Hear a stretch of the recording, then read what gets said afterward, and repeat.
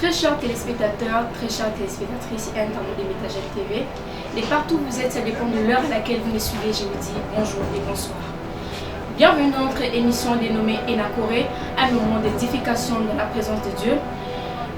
J'allais aussi vous dire qu'aujourd'hui je ne suis pas seule, je suis accompagnée de ma soeur Katina, à qui j'ai l'honneur de dire bonjour ma soeur Katina. Bonjour ma soeur. Comment allez-vous? Bien et toi? Très bien, par la grâce de Dieu. Nous avons un invité et à qui j'ai l'honneur de dire bonjour apôtre. Bonjour, bonjour. Pour ceux qui ne vous connaissent pas, pourriez-vous vous présenter en quelques mots? Bon, je vais me présenter. Je m'appelle l'apôtre William Tindo. Je suis le président de l'église Métagel, ici, comme responsable de cette communauté. Apôtre, c'est un honneur de vous recevoir sur ce plateau. Et j'ai entendu parler sur un thème qui est intitulé la puissance du mystère de l'onction. Et ma première question est de savoir qu'est-ce que l'onction et quelle est la mission de l'onction. L'onction, c'est un outil. L'onction, c'est quelque chose qu'on utilise pour tout ce qui est sacré, tout ce qui est mis à part, tout ce qui est à l'écart pour l'œuvre de Dieu. C'est là où on utilise l'onction. Dieu il voulait oindre un roi. Il a dit à Samuel de prendre l'onction. Dieu voulait oindre des rois, Azaël, Élisée. Il a dit à Élie d'utiliser l'huile. L'huile, c'est ça, l'onction. Alors, l'onction symbolisait la spiritualité de Dieu. L'onction symbolisait le mystère qui peut t'introduire dans la capacité de surnaturel. Tu comprends?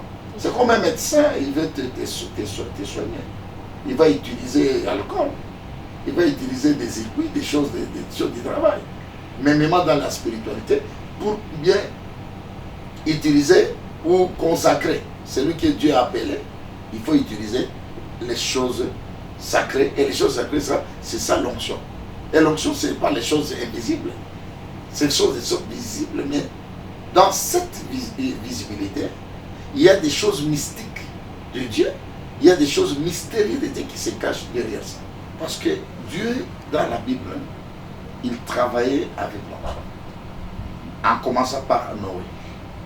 Quand il a ordonné à Noé de construire l'arche, il avait dit à Noé, va dans la brousse, allez prendre un arbre que Dieu lui-même avait donné le nom.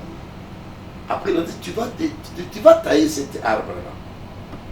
Tu vas laisser cet arbre pendant 7 jours pour que ces liquides, ces saveurs sortent. Après, tu vas oindre les arbres-là.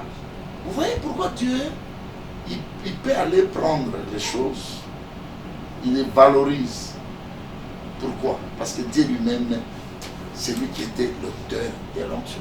Je vais vous dire que l'onction, c'est tout un mystère. Et la deuxième question est de savoir quelles sont les caractéristiques de l'onction. Dans la Bible, il y a 3 sortes de caractéristiques de l'onction. Il y a l'onction prophétique, il y a l'onction sacerdotale, il y a l'onction aussi ministérielle. Vous voyez? Et il y a aussi, si on peut ajouter, l'onction des lieux sacrés.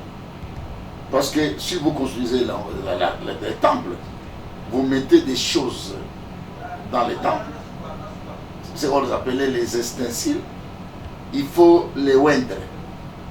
C'est-à-dire l'onction, on utilise seulement pour les choses sacrées, pour les choses qui sont mises à part. Les choses qui sont mises à part, c'est-à-dire les choses que Dieu a choisies à son service. Voilà, c'est là des choses que Dieu avait ordonné de consacrer. Même sur les rois, Dieu a envoyé Samuel. 1 Samuel chapitre 10. Dieu a envoyé Samuel d'aller oindre un roi qui est Saül. Pourquoi? Parce que Dieu l'a choisi. C'est tout ce que Dieu a choisi, tout ce que Dieu a mis à côté, il ne peut pas travailler ces choses sans être sacré. Alors l'onction, c'est pour les choses sacrées. Il y a l'onction royale, il y a l'onction aussi sacerdotale. Dieu a ordonné à Aaron de consacrer ses enfants et ses anciens, les anciens de l'Église. Il y a aussi l'onction prophétique. Dieu a ordonné à Élie d'aller consacrer Élisée à sa place. Vous voyez?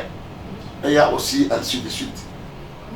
Et la troisième question est de savoir qui reçoit l'onction. Par exemple, à l'église, ça peut être le pasteur, le berger ou les intercesseurs. Qui peut recevoir vraiment l'onction? Tout ce qui est comme un serviteur de Dieu. Tout ce qui a été choisi pour l'œuvre de Dieu, il doit être consacré. Voilà. Et ma question est aussi de savoir, rentrons d'abord dans notre thème, comme vous avez dit, le mystère de l'onction. Et la semaine passée, vous avez prêché en disant que vous avez dit à propos, la première des choses, vous avez dit la pleine évangile, et la deuxième chose, vous avez dit l'exercice du prophétisme. Et c'est ça, j'avais demandé, c'est quoi la pleine évangile? Bon, là, j'avais parlé sur les trois dimensions de l'onction. Les trois dimensions, trois capacités que l'onction travaille. Vous voyez? L'onction c'est vaste, mais il y a ce qu'on appelle des facteurs. Le premier facteur, c'est l'évangile. Ésaïe 61. La Bible dit, l'onction du Seigneur est sur nous, car il m'a oint pour porter la bonne nouvelle. La bonne nouvelle, c'est ça la pleine évangile. L'évangile pour tout. Évangéliser pour gagner les âmes. Ça, c'est le premier facteur de l'onction. Vous voyez? Jean-Baptiste, il a été oint. C'était un oint. Depuis le ventre de sa mère. C'était un sacré. C'était mis à part. C'était un nazaréen. Dieu l'a oint l'onction pour porter la bonne nouvelle. Il a prêché dans le désert du Juda. Il a gagné les âmes.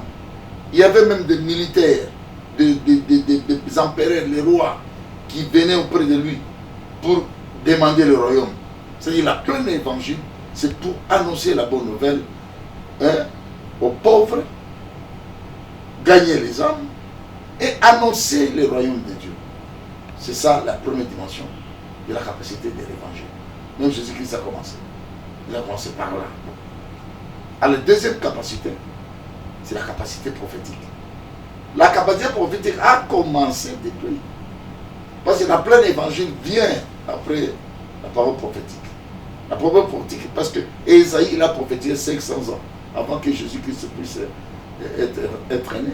Et Jean-Baptiste, tout. C'est-à-dire, le premier facteur de la capacité prophétique, c'est la capacité prophétique. La première capacité de l'onction, c'est la capacité prophétique. Et ainsi de suite. La capacité royale. Parce que ce sont des rois, qui sont des prophètes qui établissent les rois. Après toujours, il y a capacité, ce qu'on appelle sacerdotale. C'est les prophètes qui établissent même les c'est Moïse qui a établi les sacrificateurs. Ouais. Très chers téléspectateurs, au début je vous ai dit que non, je ne suis pas seule, je suis accompagnée avec ma soeur Cartina. Et je vois aussi ma soeur Cartina des questions à poser à papa et ma soeur Cartina, je vous laisse la parole. Merci Kémia pour la parole. Merci à vous. Concernant la réponse que vous venez de donner à Kémia, moi aussi j'ai certaines questions à vous poser. Déjà, premièrement, je voulais que vous puissiez nous dire quels sont les types de l'onction qui existent dans le monde. Je pense qu'il y en a beaucoup. Il y en a beaucoup. C'est-à-dire l'onction, je répète encore, l'onction est vaste. On peut utiliser l'onction pour la maladie. Jacques chapitre 5, celui qui est malade, qui appelle les anciens, qui prie pour lui par la prière de la foi et qui le oint. On peut utiliser l'onction. On peut utiliser l'onction pour sacrer quelque part. La maison, hein? Vous avez construit la maison. Vous voulez que cette maison puisse être consacrée, tu vas les oindre. Même votre champ, même votre corps. Tu veux aller quelque part pour se rencontrer avec quelqu'un, tu peux utiliser l'onction. C'est-à-dire dans l'onction, il y a la plénitude de la diversité. Merci apôtre. La deuxième question, ça sera de savoir comment recevoir l'onction d'un père spirituel? Recevoir l'onction d'un père spirituel, d'abord tu vas passer par être au pied de ton père spirituel pour être enseigné. Parce que l'onction, c'est une épée de double tranchant. Si tu n'es pas bien formé, tu n'es pas être taillé, ça va te créer des problèmes. C'est pour cela, pour qu'on puisse utiliser les choses, Dieu est autorisé d'abord de tailler les choses, de les mettre à côté pour ses œuvres. C'est-à-dire, toi aussi, on va te former au pied des serviteurs de Dieu pour que Dieu puisse lui donner la force de te oindre. C'est ça. Aujourd'hui, il y a des Hollandais pour appeler ça l'onction. Non. L'onction, on ne traite pas comme ça. Il y a aussi même des gens qui commencent à courtoiser les filles. Oh, je vais coucher avec toi pour te donner l'onction. Je vais sortir avec toi pour te... Ça, c'est démoniaque. On ne donne pas l'onction comme ça.